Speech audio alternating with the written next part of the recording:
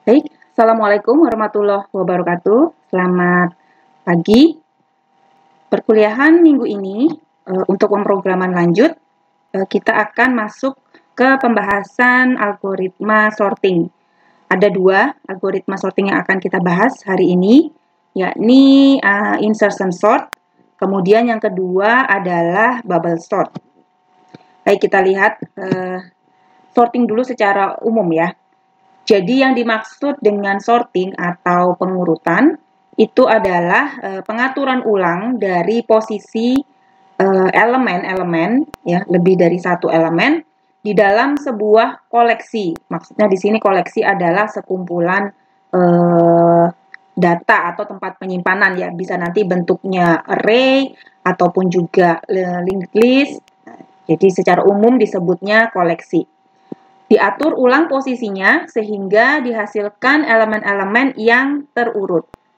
Nah, yang dimaksud dengan terurut di sini bisa terurut secara menaik atau kita sebutnya sebagai ascending, atau juga jika dibutuhkan diperlukan pengurutan secara menurun atau istilahnya adalah descending. Nah, pada pembahasan sorting ini kita mungkin selama setengah semester ke depan ini kita akan berkutat dengan algoritma sorting ini ya. Jadi diharapkan Anda di sini dapat memahami dan juga mengerti proses, konsep dan juga tracing dari algoritma pengurutan. Nah, ada beberapa jenis ya, banyak sebetulnya, mungkin lebih dari yang ada tertulis di dalam PPT ini. Jadi yang akan kita bahas diantaranya adalah insertion sort, bubble sort, kemudian ada selection sort, heap sort, merge, quick sort. Ini mungkin satu grup lagi ya, heap, merge, dan quick. Kemudian ada juga yang lebih advance adalah radix sort dan juga bucket sort. Untuk dua terakhir, ya nanti kalau kita lihat waktunya masih memungkinkan untuk penambahan algoritma sorting lagi, kita akan lihat. Untuk pengurutan sendiri itu dapat memiliki dua macam kasus ekstrim. Maksudnya di sini yang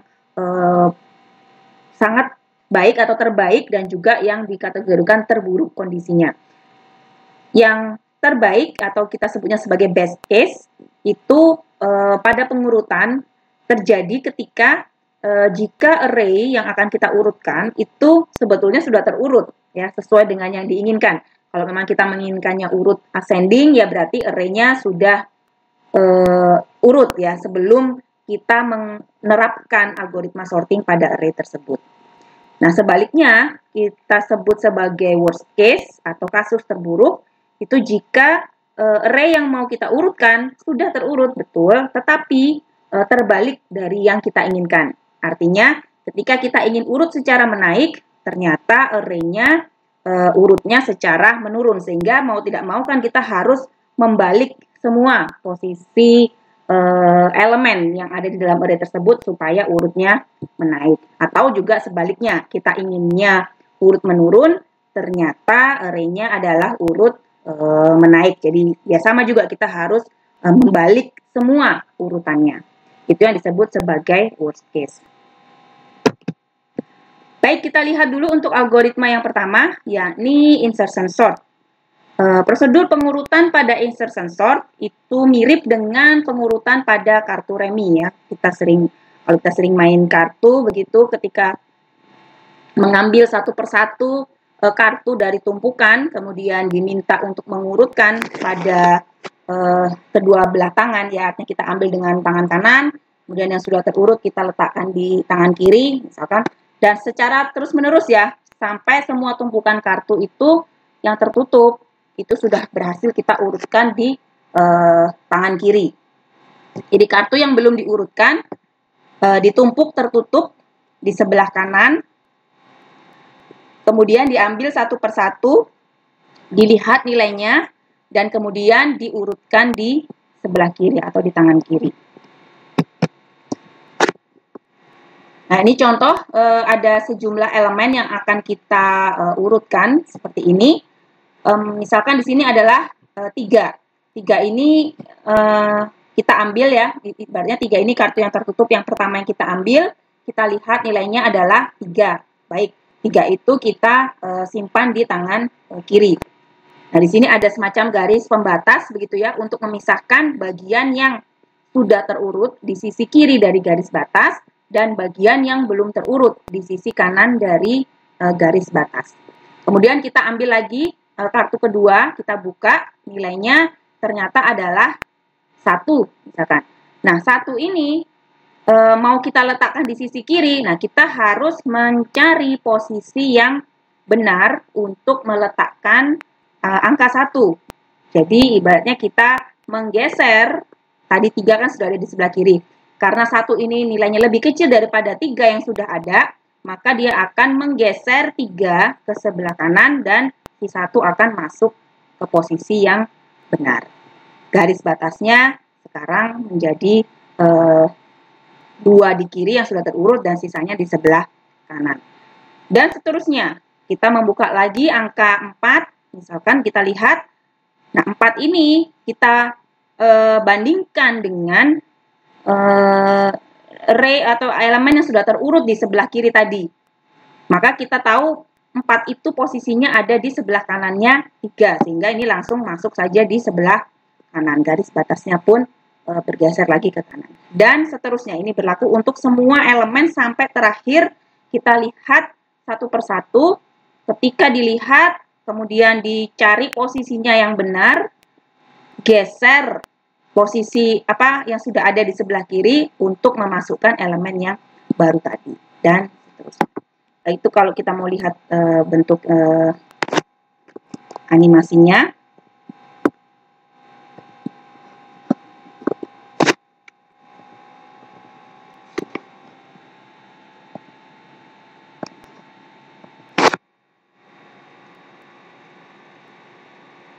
Jadi seperti ini ya, 6, sebetulnya sama saja seperti yang sudah saya jelaskan tadi ya, 5, karena 5 lebih kecil daripada 6, dia masuk di sisi kiri dari 6. Berikutnya 3, menggeser 2 elemen yang ada sebelumnya karena dia paling kecil, maka dia masuk. Jadi kotak yang angka yang diberi kotak hitam ini artinya semua yang sudah terurut, sedangkan yang tidak diberi kotak itu yang belum terurut. Ya, akan terus proses menggeser. 8, oke, posisinya sudah betul di situ. 7, dia akan menyisip di antara 7, 6, dan 8. Makanya itu asal katanya insertion sort, karena dia menginsert atau menyisip ya di dalam kumpulan data yang sudah terurut tadi. 2, dan terakhir ini adalah 4, dia akan masuk mencari posisi yang tepat untuk menyisipkan 4. Oke, sehingga pada akhir iterasi seluruh array dalam keadaan terurut. Nah, kalau kita buat programnya, ini cukup sederhana ya. Di sini langsung di hardcode di sini untuk angkanya di dalam array. Ya, ada 10 angka masing-masing di situ kita simpan ke dalam array. Kemudian di sini ada 2 loop for, ya, loop for yang di luar ini untuk loop i atau sebanyak data yang ada di dalam array tadi, ya, mulai dari 1 sampai kurang dari 10 karena isi array kita adalah kurang dari 10. Kemudian loop for yang kedua atau yang di dalam ini adalah loop untuk melihat elemen di dalam array tadi yang belum terurut ya. Setiap kali kita baca, buka nilai, lihat, kemudian kita sisipkan di posisi yang benar dan seterusnya. Nah, ini adalah dikerjakan oleh loop yang kedua. Jadi kita start dari J sama dengan I, anggapannya karena tadi ya untuk memisahkan dari garis batas tadi. Kemudian kondisinya adalah selama J lebih besar dari 0 dan angka ke J kurang dari angka ke J-1. Jadi ini untuk menukar ya, menggeser posisi elemen yang ada. Kemudian di sini adalah proses pertukarannya. Kita pakai variabel antara temp begitu untuk menukarkan angka J dengan angka ke J-1. Ya, ini 3 baris untuk menukarkan. Selesai, dua penutup untuk for-nya. Kemudian yang baris ke-20 sampai terakhir ini hanya untuk mencetak saja. Jadi setelah semua array-nya terurut, sudah ditukarkan, maka tinggal kita baca lagi array yang sama. Sekarang sudah terurut seperti ini. Ya, output dari algoritma sorting pastinya adalah array yang sudah terurut ya. Oke, lebih jauh lagi tentang insertion sort. Jadi tadi kita sudah lihat insertion sort yang sudah dibahas tadi menggunakan metode searching yang linear atau sekuensial ya tadi untuk menemukan posisi yang benar untuk menyisipkan tadi item baru ya guys. Kan melakukan sequential search di dalam array yang di sebelah kiri tadi yang sudah terurut tadi. Sehingga insertion sort yang model seperti itu disebut sebagai straight insertion sort atau linear insertion sort juga ada juga menyebutnya seperti itu. Nah, untuk kinerja straight insertion sort ini tadi untuk kasus yang best case ketika array-nya sudah betul-betul benar-benar terurut sejak awal, maka adalah big O(n) atau terjadi dalam waktu yang linear. Kemudian untuk kasus terburuknya, ketika array-nya urut tetapi terbalik, maka kinerjanya akan lebih tinggi, yakni n kuadrat. Ya, untuk kinerja itu kita selalu berharap bahwa semakin rendah ya, pangkatnya tidak tinggi. Kalau bisa mungkin lebih kecil lagi dari n, seper n atau akar n itu kan lebih kecil semua. Jadi arahnya supaya rendah gitu ya. Jadi semakin tinggi kinerja itu akan ya semakin buruk. Mungkin nanti Anda akan belajar lebih jauh tentang kinerja dari algoritma itu di mata kuliah struktur data ataupun juga desain analisis algoritma. Kemudian sedikit perbaikan untuk insertion sort yang straight itu bisa ditingkatkan dengan melakukan metode searching secara binary. Jadi kalau tadi secara linear, kita bisa tahu bahwa pencarian secara binary search itu lebih cepat daripada yang linear. Maka kita bisa menerapkan yang binary insertion sort. Gitu. Bisa diterapkan karena apa? Karena sebagian array yang ada di sebelah kiri itu kan sudah terurut. Jadi bisa binary diterapkan pada array yang sudah terurut, kan syaratnya begitu.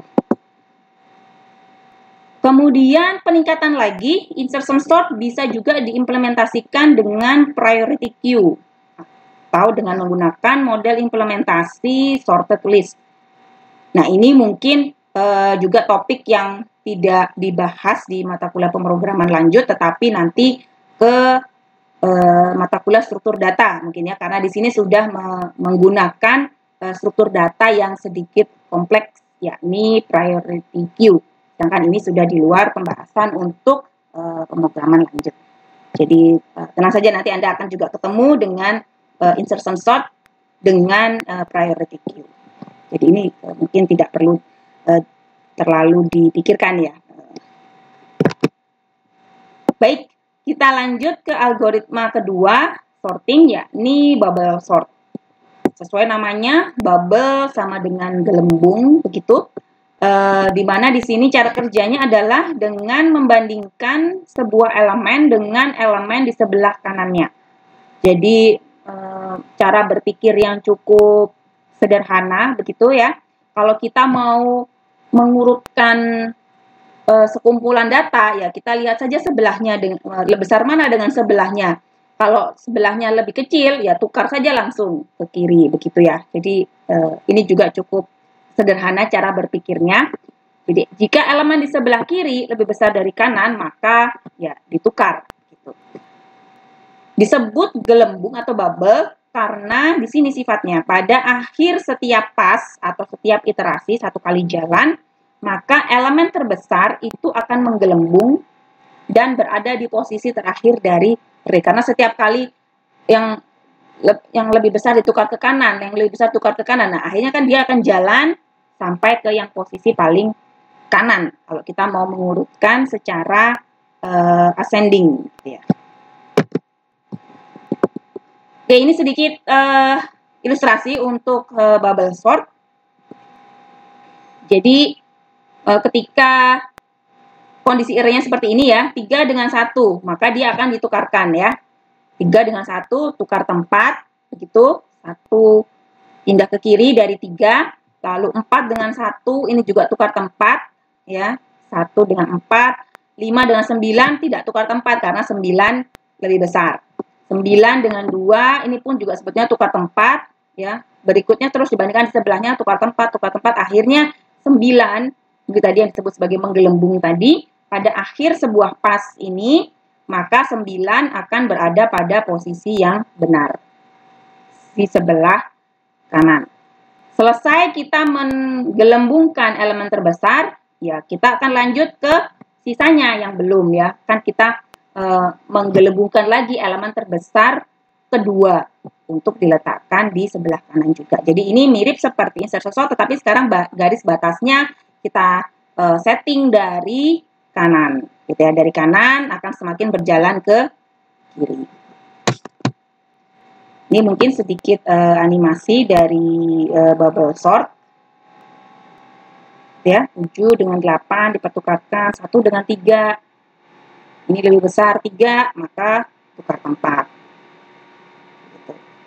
3 dengan 5, oke, tetap. 5 dengan 6, tetap. 6 dengan 2, lebih besar 6, maka ditukarkan. 6 dengan 4, ini juga lebih besar, maka ini akan ditukarkan. Oke, 6, 7, 8 dikunci, kita start lagi dari depan, 1 dengan 3, 3 dengan 5, 5 dengan 2, tukar tempat. Oke, kemudian 5 dengan 4, ini juga tukar tempat. Oke, 5 akan dikunci di kanan. Sisanya 4 lagi, kita baca lagi dari depan, 1, 3, 3, 2, tukar tempat. Kemudian 3, 4, tukar tempat. Oke, 4 dikunci, 1, 2, 2, 3. Oke, 3 dikunci, 1, 2, 2 yang dikunci, 1 dikunci. Selesai. Pada akhir seluruh pas di sini, elemen akan dalam keadaan terurut. Ya. Ini tadi proses yang awal ya, tadi mungkin sedikit terlewat. Ya, jadi 6 yang tadinya ada di posisi depan itu akan menggelembung. Ini 8 ternyata yang menggelembung ya. 8 dengan 6, oke, 8 dengan 7 ini tukar tempat. Ya, akhir setiap pas 8 itu akan dikunci di kanan.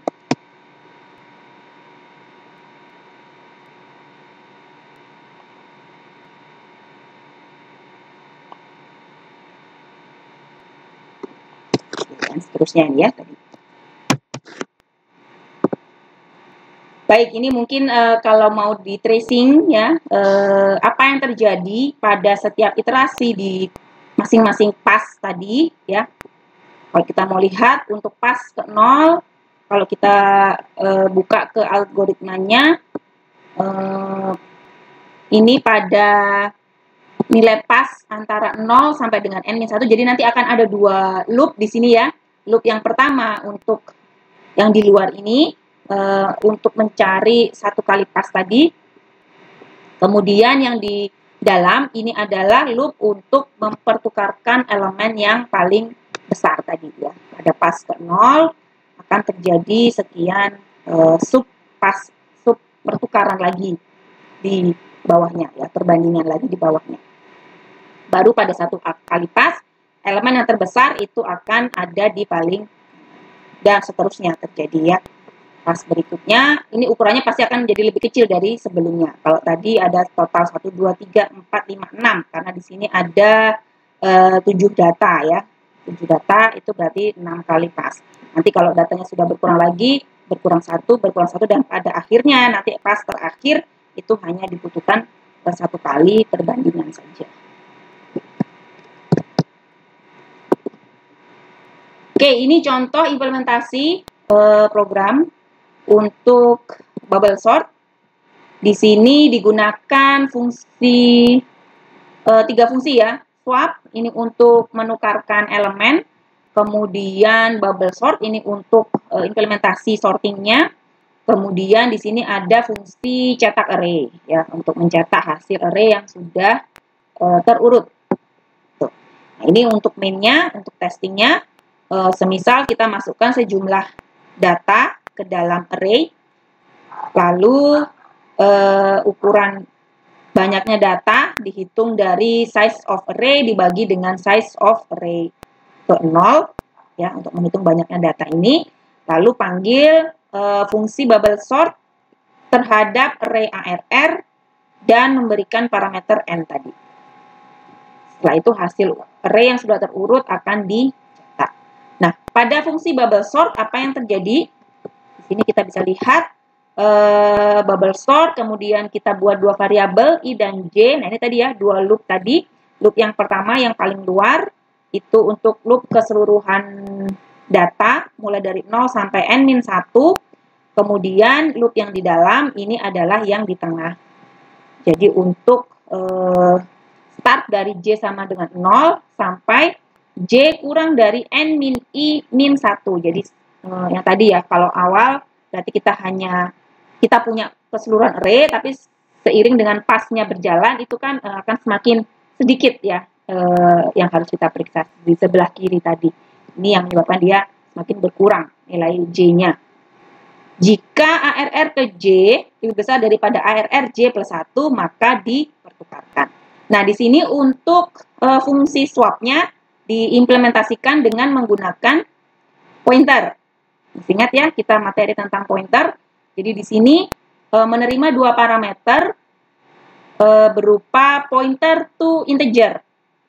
Ada xp dan juga yp.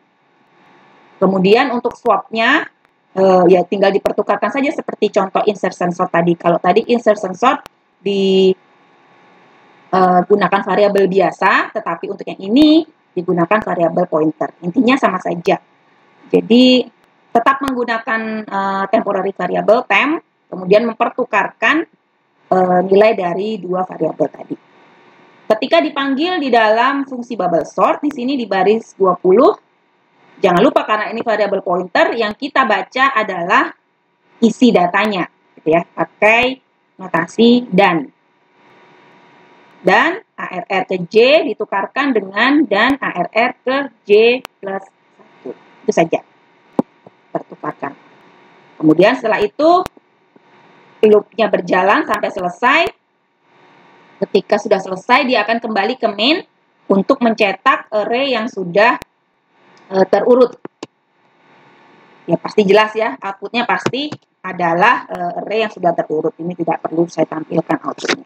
Silakan mungkin bisa dicoba juga sendiri disalin untuk code-nya.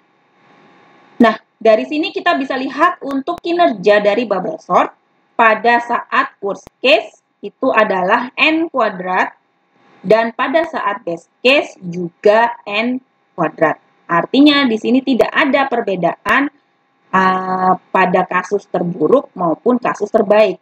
Sama-sama nilainya ya, sama-sama buruknya kalau kita bisa bilang. Sehingga bubble sort itu dikatakan algoritma yang tidak efisien untuk diterapkan pada data yang berjumlah besar. Kalau datanya hanya sedikit, 10, 20, 30 mungkin tidak apa-apa kita pakai bubble sort. Tetapi kalau sudah di atas itu, ya pertimbangkan mungkin menggunakan algoritma lain yang punya efisiensi lebih baik ya. Setidaknya insertion sort itu sedikit lebih baik daripada bubble sort. Gitu. Nah, hari ini kita sudah lihat 2 contoh algoritma sorting yang cukup sederhana ya, bisa coba diimplementasikan. Nanti pada pertemuan berikutnya kita akan lihat 2 algoritma lain yang sedikit lebih advance daripada insertion dan bubble sort. Sekian, terima kasih. Wassalamualaikum warahmatullahi wabarakatuh.